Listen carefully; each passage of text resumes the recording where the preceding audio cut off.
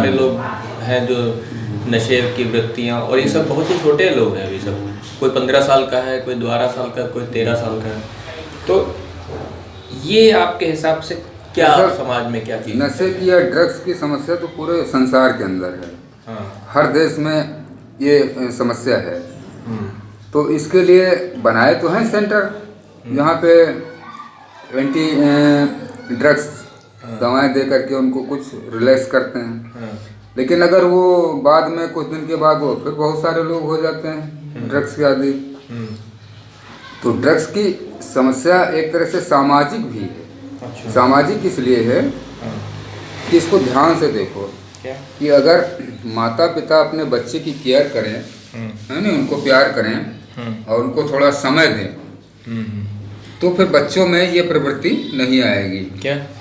Drugs की। Drugs वाली। हाँ, बच्चे जब एकांत पाते हैं या उदास होते हैं, है ना, या उनको कहीं से प्यार नहीं मिलता है अपने पारिवारिक माता पिता से, भाई बहनों से, तो फिर वो ड्रग्स के शिकार होते हैं।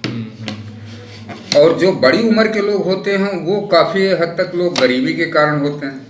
अब उनके पास पैसा नहीं है तो वो कोई काम धंधा नहीं है तो वो ड्रग्स लेने लगते हैं।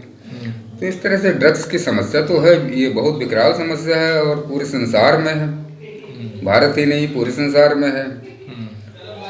तो अब जैसे अफगानिस्तान में अफीम उगाते हैं, फिर उसको हेरोइन बना करके पता नहीं क्या क्या करते हैं सब, विदेशों तक भेजते। और क्या, क्योंकि ड्रग्स में पैसा बहुत है, तो इसलिए बहुत सारे लोग इसको अपने उस तरीके से लेते हैं, बिजनेस पर्पज से, इलीगल। लेकिन बच्चों में जो ड्रग्स की समस्या है ये बहुत जटिल है। अच्छा। तो अब इसका तो निदान करना ही पड़ेगा कहीं न कहीं।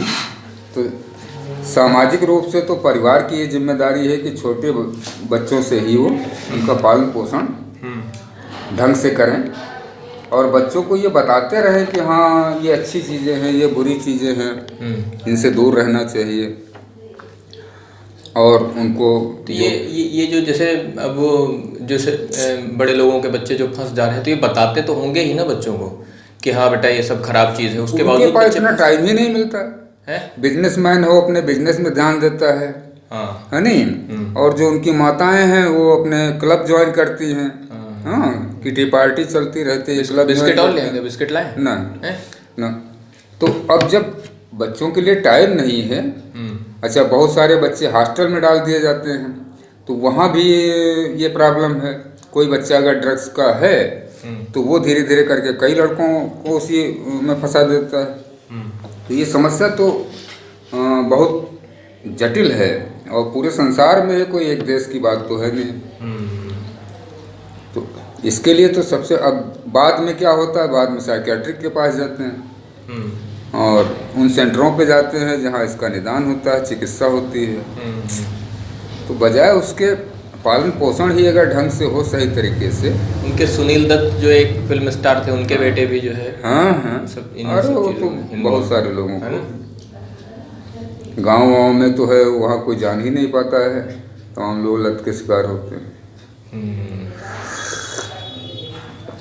ये समस्याएं तो बड़े पैमाने पे आ गई सामने। अच्छा, सरकार भी कहाँ तक क्या करे भाई। सरकार वो चिकित्सा केंद्रों को बना सकती है जहाँ इनका निदान होता है, इनकी दवा करके और इनका ठीक किया जाता है। अब गवर्नमेंट हर समय तो पीछे नहीं रहेगी किसी के। ये माता पिता की सबसे पहली जिम्मेदारी है कि वो इनको ध्यान दे। स्कूल में प्रिंसिपल की, टीचर की जिम्मेदारी है कि स्कूल में बच्चे ऐसी हरकतें न करें, एक्टिविटी न करें ड्रग्स की या किसी तरह की। तो पूरे सामूहिक रूप से जब समाज इसकी जिम्मेदारी समझेगा और ये समझेगा कि ये बच्चे भविष्य हैं देश का, तभी इसका निदान हो पाएगा। ऐसे तो कोई समस्या का हल नहीं होता। छोटे बच्चे, उनको मेडिटेशन भी नहीं बताया जा सकता कि वो मेडिटेशन करें। किताब ये वाली कह रहे थे क्या लेने के लिए? हाँ, ये वाली किताब कह रहे थे ना लेने के लिए। हाँ, ये उधर रखी हुई थी उस वाले कमरे में। तो वो इस तरह से मेडिटेशन छोटे बच्चों को भी नहीं बताया जा सकता है, तो उनका मोटिवेशन ही हो सकता है। हाँ, माता पिता मोटिवेट करें, स्कूल में प्रिंसिपल हैं, टीचर हैं, वो मोटिवेट करें, अच्छी बुरी चीज़ों की जानकारी दें।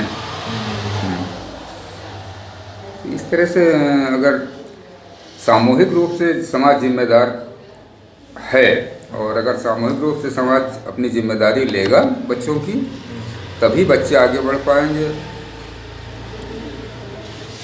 अच्छा, जानते हैं जैसे ये जो आप बात बताए ना ये वाली, तो अगर ये बात आप इधर हमारे कैमरे में करके बोल देंगे तो आदमी सीधा जो है वो सारे लोगों को डायरेक्ट ये बात पता चलेगी कि जो बच्चों का ड्रग्स लेना है, इसमें बच्चों की गलती कम है, पालन पोषण और उनके माँ बाप की गलती ज़्यादा है। भाई सीधी सी बात है कि अगर माता पिता के पास समय नहीं है बच्चों के लिए, तो फिर बच्चे पैदा ही नहीं करने चाहिए।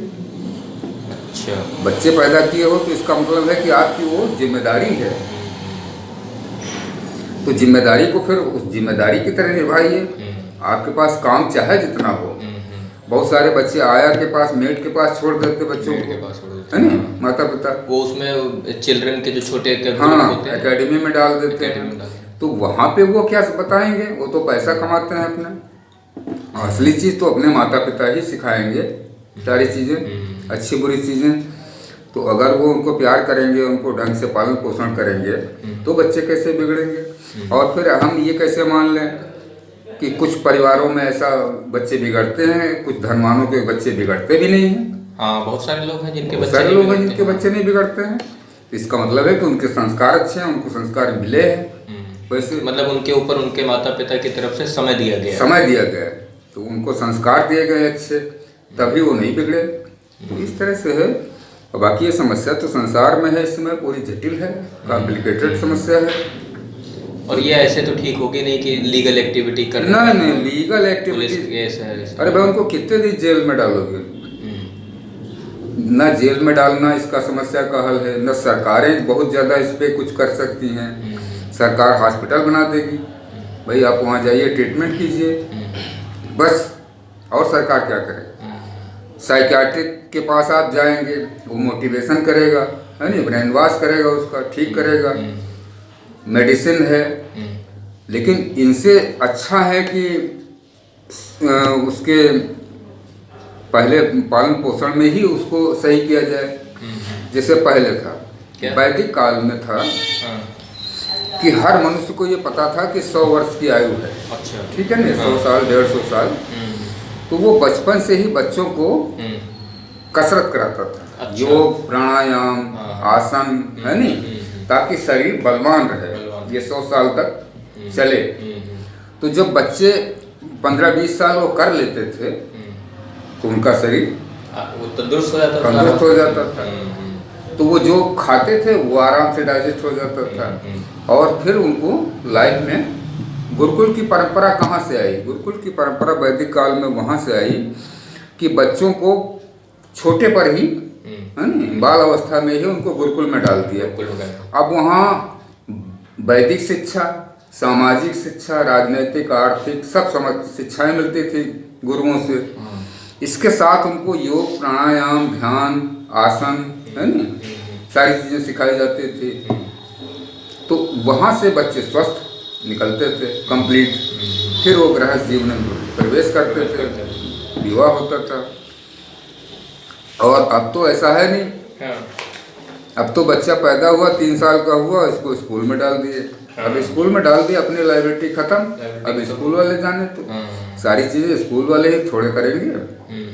तो सामूहिक जिम्मेदारी समाज की है। समाज जब सामूहिक जिम्मेदारी समझेगा, तभी बच्चे स्वस्थ होंगे और आगे बढ़ेंगे। इसका ना परमानेंट निदान है गोली से, दवा से, और ना इसका साइकोलॉजिक ट्रीटमेंट से है, ऐसा नहीं। तो इसको परिवार की जिम्मेदारी है, माता पिता की, कि बच्चे का पालन पोषण कायदे से हो, सही तरीके से।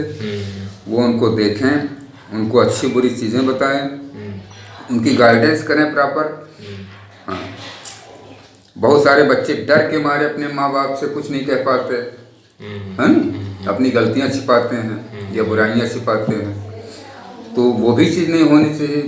बच्चों के साथ एक मित्रता का व्यवहार रखो, तो बच्चे अपनी बात कह पाएंगे। ये बहुत इम्पोर्टेंट हाँ? है। हाँ। बहुत बच्चे देखो बाहर सिगरेट पीते हैं, हाँ, गुटखा बाहर खाते हैं, सारे गलत छोटे काम बच्चे चुपचाप करते हैं, छोटे। तो अगर और वो डरते हैं माँ बाप से तो छिप करके करते छिप हैं। करके करते हैं। हाँ, और अगर बच्चों से घुल मिल कर रहे माँ बाप और एक मित्रतापूर्ण व्यवहार करें तो बच्चे अपनी कमजोरी भी बताएंगे, है ना? हाँ, उनको जो अच्छी समस्या चीज़ें भी है वो भी बताएंगे, बताएंगे। समस्या है वो भी बताएंगे। तो माँ बाप उनको गाइड कर सकते हैं कि इसका ये निदान है, इस तरह से करो। ये तो इस तरह से सारी चीज़ें होती हैं।